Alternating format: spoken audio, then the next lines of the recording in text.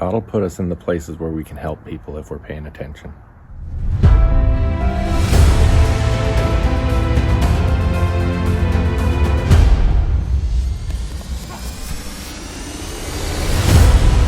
Hey, welcome back. Jeff Heggie, Daily Success Strategies. Thanks for being with me today. I hope you had a great weekend and you're ready for a great week ahead of you. So first things first, same thing we do every Monday. What is it that you need to accomplish this week so that on Friday you can look back and say it's been a successful week and you're closer to your bigger goals? We do this every week. So if you're new here, thanks for joining us.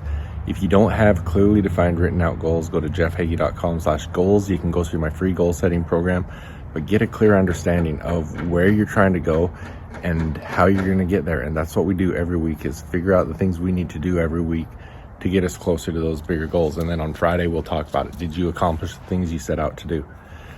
For those of you in my coaching programs, you'll be receiving your emails on this, your accountability emails, and we'll be following up. But what I want to talk about, I just got back from Las Vegas, ran into a good friend there, and she shared a story with me that I thought a lot about it on the way home. And she shared a story about when she'd been going through a couple tough things with her family, and she was on a flight back home, and she just really wanted to be alone, be in her own thoughts, and not worrying about anyone else. Her son was actually at a rodeo. He had a really good year this year. He's a bull rider, and before the flight took off, she wanted to watch his ride and whatnot. So she was kind of just into herself and not really paying attention to anyone else.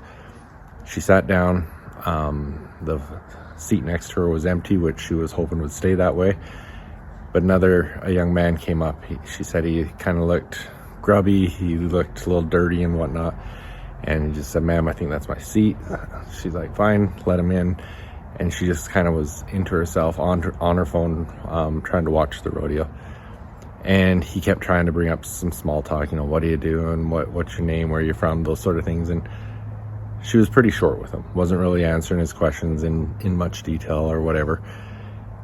And they talked a little bit, and then she'd just get back onto her phone, not really giving him much attention. She just wanted to not worry about much but what she was trying to focus on.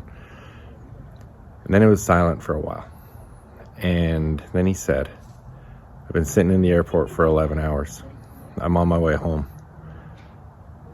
I've been out here because my brother took his life." And at that moment, she stopped and thought, you know what? This young man needs me. This young man needs someone to talk to. And they ended up having a great conversation, and she was able to share some things with him that were really helpful and whatnot. But, especially at this time of the year, hopefully it's all times of the year, but this time of the year is a time to be thinking about these things. Who are the people around you that could use you, that could use your ear, use your shoulder to cry on, use you as guidance? God will put us in places where we can be someone's angel, where we can help somebody, where we can do something that's going to bring them up, move them forward. I hope that today that's something that you'll look for, that opportunity. Where are you in your life that you can be helping someone that needs help? Where are you that you can lift someone up? Something to think about. Now, this friend's name was Wendy, and she actually recently did an interview where she's a great storyteller. She talked about this and a number of other stories.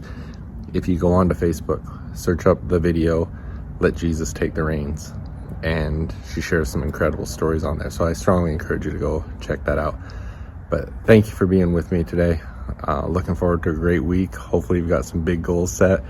Remember, we talked about it last week. It is getting closer to Christmas. A lot of people start to slack off. Let's finish the year strong. A lot of things to get accomplished before the end of the year and be able to head into 2022 really strong on the right foot. Thanks for being with me. I'll be back tomorrow. Hey, some of you may know this, but in addition to my coaching, I've recently joined Geneva Financial Home Loans, a mortgage lender headquartered in Chandler, Arizona, as a mortgage loan originator. I've always had a passion for serving others, and now I'm proud to also be a part of Home Loans Powered by Humans. If you're in the state of Arizona and looking to take the next step in your journey, contact me at 801-830-3858 to start the conversation.